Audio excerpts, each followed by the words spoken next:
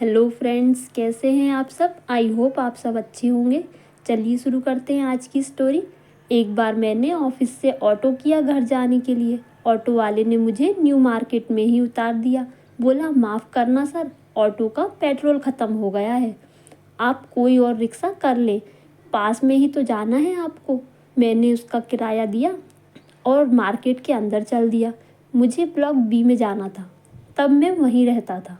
वहाँ से रिक्शा तो मिल ही जाता है, लेकिन 2:30 बज रहे थे, तो शायद खाने का टाइम होगा, इसीलिए कोई भी रिक्शा नहीं मिला। मैंने सोचा पास में ही तो घर है, 10 मिनट में पैदल ही पहुँच जाऊँगा, तो मैं चल दिया पैदल। मार्केट के बीचों बीच से ही निकलने की सोची। उस वक्त लगभग सारी दुकानें बंद थी, जैसा कि दोपहर में होता है। मैंने मोड़ पार किया तो देखा समोसा वाली दुकान खुली हुई है और इस वक्त कुछ लोग वहाँ लंच कर रहे थे। बहुत सारे आसपास के फेरी वाले और दुकान वाले हैं। वहाँ एक रिक्शा भी खड़ा था, जिसकी हालत बहुत ख़राब थी, पुराना सा दिख रहा था और सीट भी फटी थी। मैं थका तो नहीं था, लेकिन पता नहीं किस प्रेरणा से उस रिक्शे पर घर जाने के लिए सवार हो गया। इतने में एक बूढ़ा दुबला लंबा सा व्यक्ति मेरी तरफ आया। वो रिक्शे का मालिक था। आते ही उसने पूछा, कहाँ जाना है। मैंने बताया तो उसने कहा, क्या आप मुझे किराया पहले दे सकते हैं, मैं सुबह से भूखा हूँ। उसकी बात सुनकर मुझे बहुत दुख हुआ। मैंने किराए के 20 रुपये उसे दे दिए। साथ ही जाकर अलग से एक थाली खाना भी खरीद दिया। उसने जल्दी जल्दी में सारा खाना खा लिया, फिर रिक्शा से मुझे लेकर चल दिया। रास्ते में मैंने ही पूछा कि आज कमाई नहीं हुई थी क्या भाई।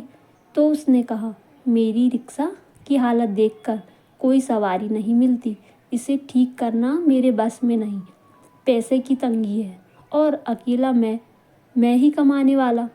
आज घर से जल्दी निकला क्योंकि रात से कुछ खाया नहीं था। पत्नी ने बोला था, देखना आज ज़रूर तुम्हें खाना और किराया दोनों मिलेंगे, पर दिन भर कोई सवारी ही नहीं मिली।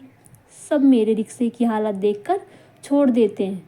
समोसे की दुकान के पास मैं ये सोचकर खड़ा था कि शायद किसी को सवारी की ज़रूरत हो, लेकिन गर्मा गर्म खाने की खुशबू से मन में लालच आ रहा था। सोच रहा था काश खा पाता प्रभु। और देखो, मेरे भगवान ने मेरी सुन ली। ना जाने कब से इस होटल के खाने को तरसता था, मगर खा नहीं पाता था। उसकी बातें सुनकर यही लगा कि शायद ईश्वर ने मुझे इसीलिए उसके पास भेजा हो, ताकि उसका भोजन का प्रबंध हो सके। उसकी लीला वो ही जाने। उस दिन पहली बार ईश्वर को बहुत पास से महसूस किया। ईश्वर एक विश्वास है, अंतरात्मा की ज्योति है, सत्य है। ईश्वर हर एक में है और हर एक की सुनता भी है। बस हम किसी की मदद करके उन्हें महसूस कर सकते हैं। आप भी किसी की मदद करके देखिए, बहुत सुकून मिलता है। दोस्तों, अगर कहानी अच्छी लगी तो प्लीज़ मेरे चैनल को सब्सक्राइब ज़रूर कीजिए।